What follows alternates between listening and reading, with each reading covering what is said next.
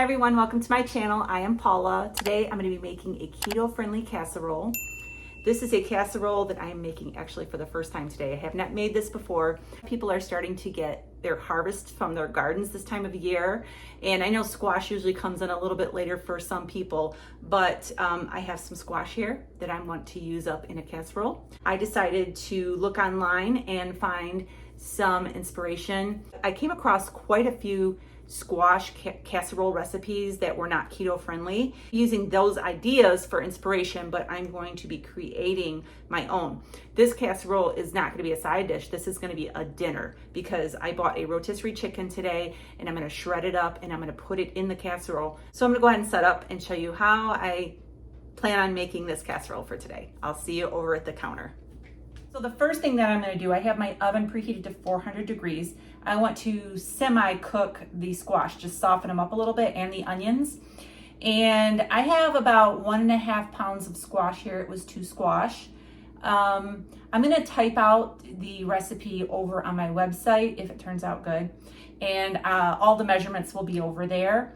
So you can go over there and get the exact measurements. But I have a little bit of red onion that I sliced up here to sprinkle some olive oil on this. And then I'm going to put some salt. I have Redmond's real salt. Sprinkle that across the top. And what this is going to do, pre-cooking this, it's going to soften up the squash a little bit and also get some of the water out of the squash, so that it won't be watery in the casserole.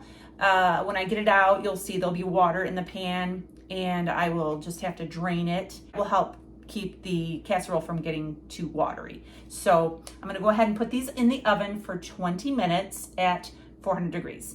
And then I'm gonna move to the next step and I'll show you that in just a second. Okay, so I changed my camera angle so you can see what I'm doing here. I have a Pyrex mixing bowl. This is a medium size mixing bowl. I'm going to break 2 eggs into here.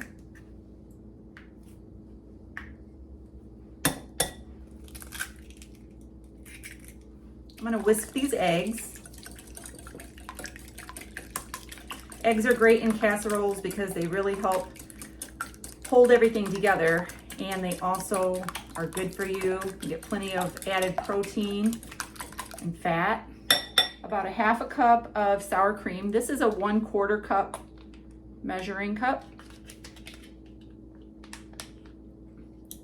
That's 1.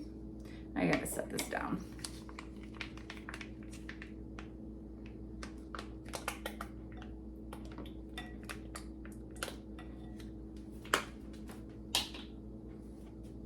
Okay, so I have 1/2 cup of sour cream.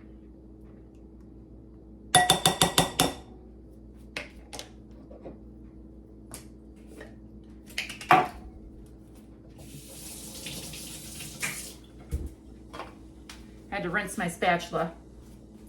I want 1/2 cup of mayonnaise. I'm just gonna eyeball it. I'm sorry, not 1/2 cup, about 1/4 cup. And that's about what's in this jar. So we're just gonna use it up. All right, I'm gonna put in some Italian seasoning, just about a teaspoon or so.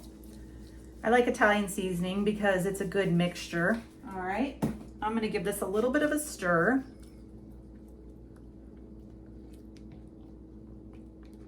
And I'm gonna add to this, after I get everything blended, some cheddar cheese.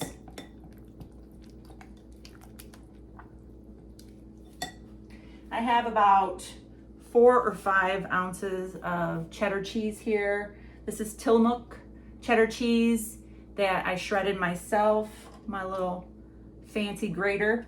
Okay, got that all mixed together.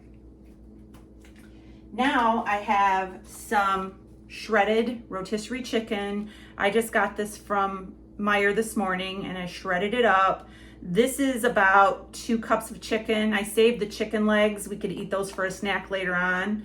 I didn't shred those, but this is mostly the breast. And now I'm gonna mix this chicken in.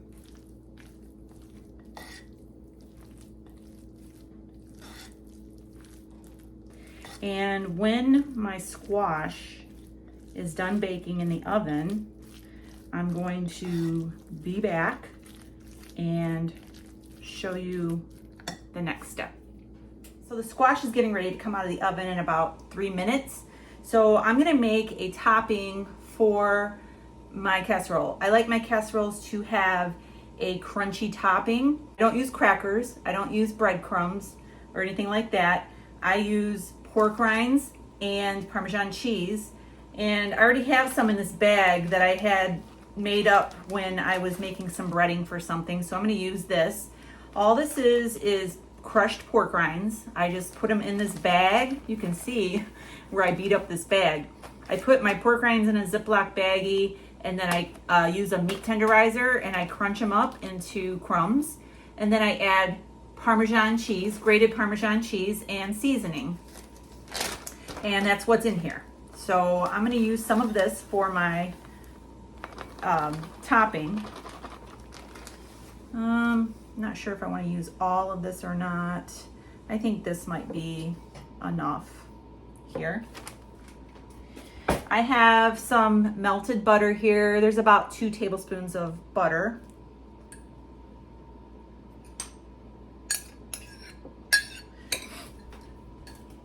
And I'm just going to mix this up until the butter that didn't quite melt in the microwave. I took it out too soon, but it's okay. I'm just going to mix it in.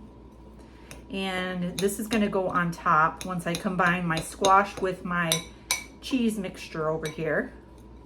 And this will be a really good, crunchy topping. So I'm getting ready right now to pull out the squash, and I'll show you how much liquid we have, and I'll show you how I throw this all together.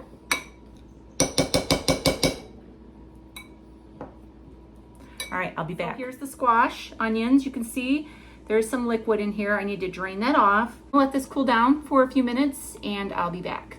So I'm gonna be using this 3-quart Lodge skillet, but I'm not gonna be using the lid because I want my crumb topping to crisp up and be crunchy. So I am going to just put it in here without the lid. So what I'm gonna do is I'm gonna take the squash and transfer it into this casserole skillet.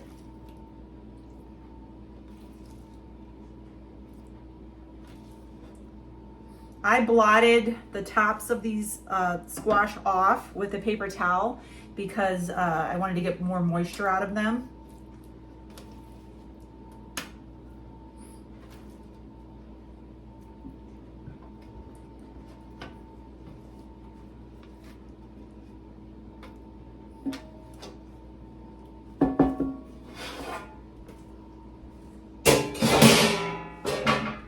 Okay.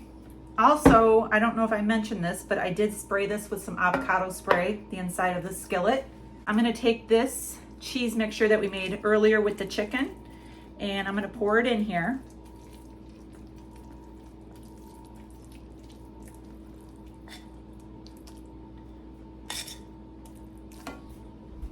And I'm gonna gently mix the squash in with this cheese mixture.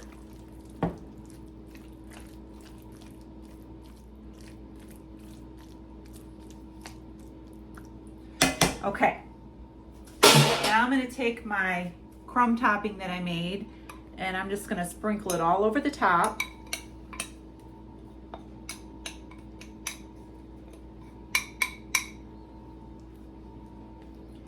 That spread around.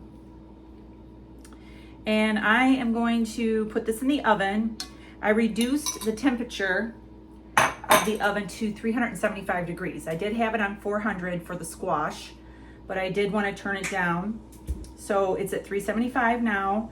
I'm gonna put this in the oven and I'll let you know how long it takes for it to brown up and be done. So I'll see you soon.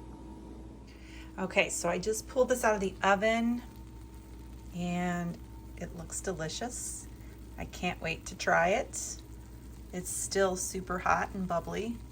I'm gonna wait for about 4 or 5 minutes and I'll be back to do a taste test, and I'll let you guys know what I think about this casserole. I'll see you soon. So I have to say that this looks delicious. I haven't tried it yet. It smells incredible. Look at this. It looks so good.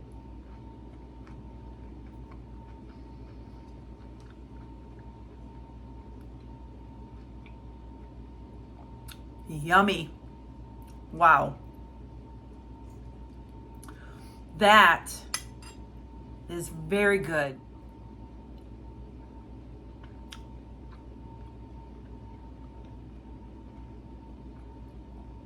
That's delicious, you guys. I'm gonna go ahead and get off of here, get this typed up on my website because it is a winner chicken dinner. Make sure you subscribe to my channel, give me a thumbs up, and I will see you really soon. Have a great day, and as always, God bless. Hi everyone, welcome to my channel. I am Paula, and today I'm going to be making a Hi everyone, welcome to my channel. Hi everyone, welcome to my channel. Hi everyone, welcome. Got a frog in my throat. I love casseroles. They're so easy. You just throw them. Hi everyone, welcome to my channel. Man. Hi everyone, welcome to my channel. I am Paula, and today I'm going to be making a keto-friendly casserole. It's I really like casseroles. They're really easy to make. I really like casseroles. I'm going to adjust my camera so you can see what I'm doing down here. There we go. All right. I hope that it's not seeing my dirty floor. And I'm not a professional cook, so you have to give me a second here. So I have to tell you, this looks very good and it smells absolutely delicious. So I'm gonna go ahead and give this a try. Whoop. I'm gonna let it cool off for a second because it's really hot. There's a squirrel on my fence. All right, so I'm gonna go ahead and give this a shot. All right, and you know, you just want something really cheesy and comforting, this would be perfect. And fall, so whatever, I digress.